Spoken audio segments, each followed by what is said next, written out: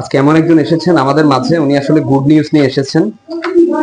ওনার নাম হচ্ছে নাসিমা আক্তার, বয়স অ্যারাউন্ড 50। তো উনার মূলত যে প্রবলেমটা ছিল, হাই ডায়াবেটিস ছিল ওনার। ওনার হাঁটু ব্যথা ছিল, আর অবেসিটি বা ওজনের প্রবলেম ছিল আর কি ওনার। তো আমরা ওনার সাথে কথা বলবো। উনি মেশিন নিয়ে গেছেন আমাদের এখান থেকে প্রায় 1.5 মাস আগে। একটা বেল্ট নিয়ে গেছেন, ম্যাট নিয়ে গেছেন ওনার ফ্যামিলিতে।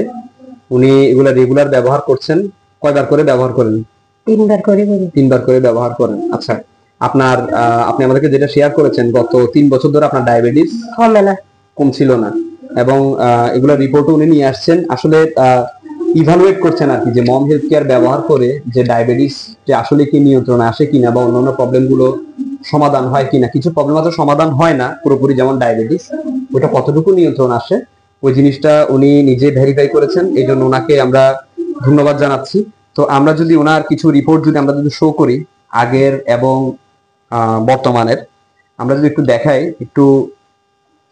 দেখাই, যেমন গ্লাইকেটেড হিমোগ্লোবিন টেস্ট, যেটা HbA1c, যেটা একটা ডায়াবেটিস পরীক্ষার কথা বলে। যেমন ওনার গত সেপ্টেম্বরের ফার্স্টে উনি পরীক্ষা করিয়েছেন, এটা 14.1% ছিল।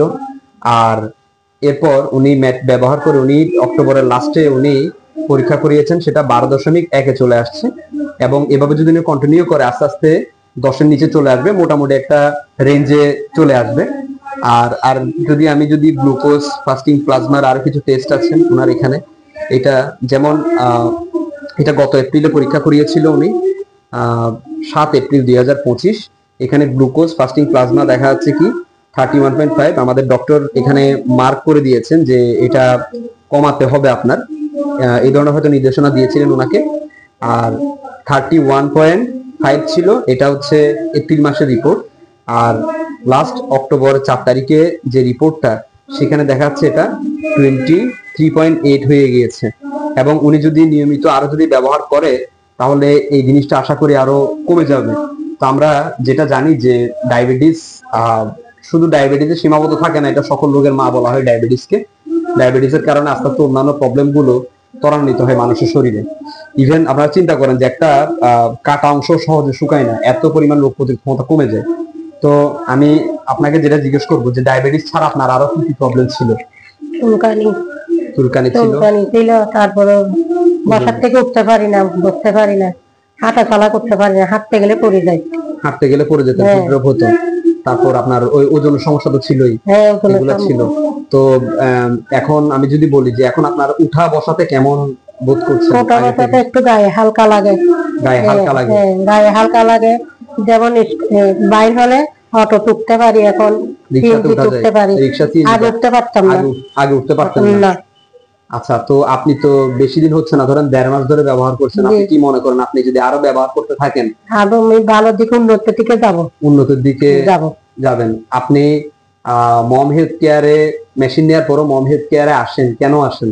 যে আমার মন ভালো লাগে, আমার শরীর হালকা লাগে। তার মানে আপনার এখানে মনও ভালো থাকে? মম হেলথ কেয়ারে মন ভালো থাকতে হবে, মন ভালো থাকতে হবে। মনকে যেমন এখানে আসলে আমার নাতিরা সবাই আমাকে উৎসাহিত দেয়, এটা আমার খুব ভালো লাগে। আমার মন ফ্রেশ হয়ে যায় এখানে আসলে, আমার শান্তি লাগে।